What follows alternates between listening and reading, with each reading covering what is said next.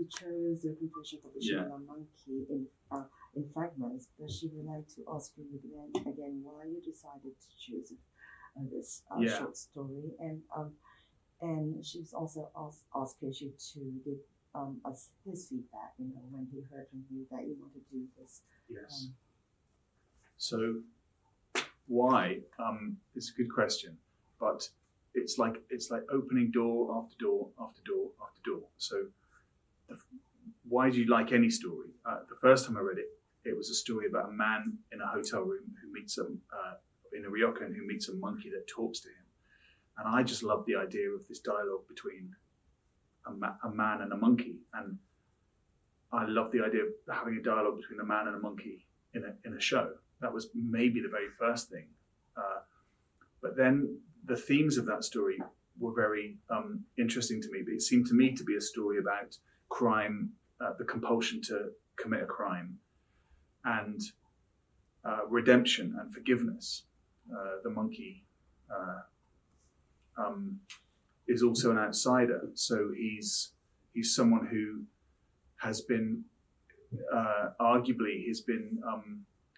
sort of badly treated by humans, by being taught human language and taught to appreciate human culture. He can never be a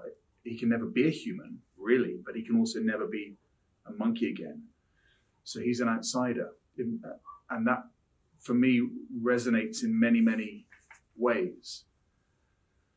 But he's also an outsider who commits a crime. And although he doesn't, arguably it's not a terrible crime, it's not a victimless crime. So the story talks about crime and punishment and redemption. And that was for me the starting point of being drawn to it, as well as the challenge of having a relationship between a human and a monkey.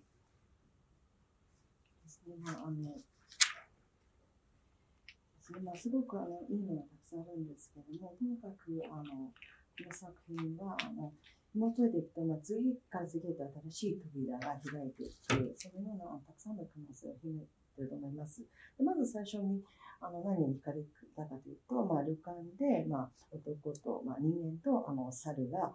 会話をしているという、そのこと自体がすごく興味深いと思いました。で、そのうち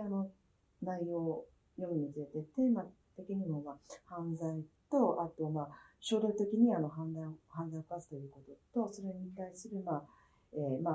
しであったり、罪の贖いであったり、そういったことが書かれているというふうに思いました。で、猿というこ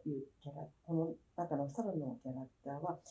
よそ者なんですよね。でも、ある意味人間によってひどい目に遭っています。なぜならば、猿は、人間が勝手に人間の文化とか言葉を教えたわけですね。そうすることによって、その猿は二度と本当の意味での他の猿と同じような状態に戻れないし、かといって人間になれるわけではありません。でそういったことがよそ者である彼の中にその異質な部分として感じられると思いました。あと、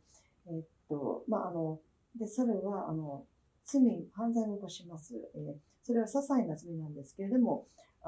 犠牲者はいます。そして、この作品はその犯罪であり、あと罰であり、あと後悔、上司の呵責、そういったことが描かれているというふうに思いました。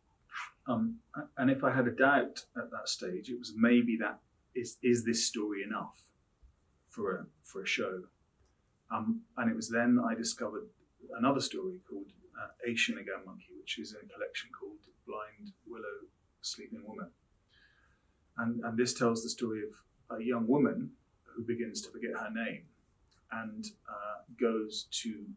see a counselor because she's concerned about the reasons that she's forgetting her name. And I won't give away maybe the end of how that story resolves itself, but the two stories are connected, and suddenly the kind of having both stories and having two sides of seeing a story from two sides suddenly was like unlocking a door, and I began to see a whole different set of themes in that story. Which is a story on one level about exploring the depths of our subconscious to try to find the thing that's making us unhappy, and if we can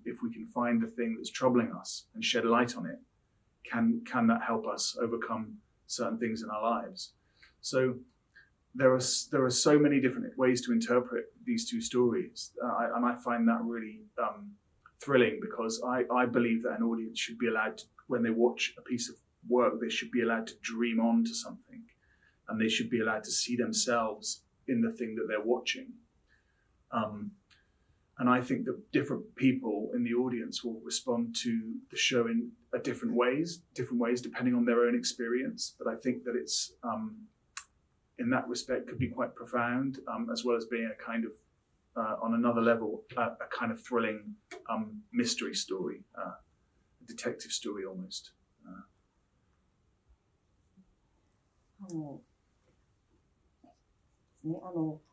ただ品川さんの告白だけだと舞台化するには材料として足りないのではないかというふうに最初疑問に思ったんです。そこで他の中身の短編集から品川猿という作品を見つけました。でこの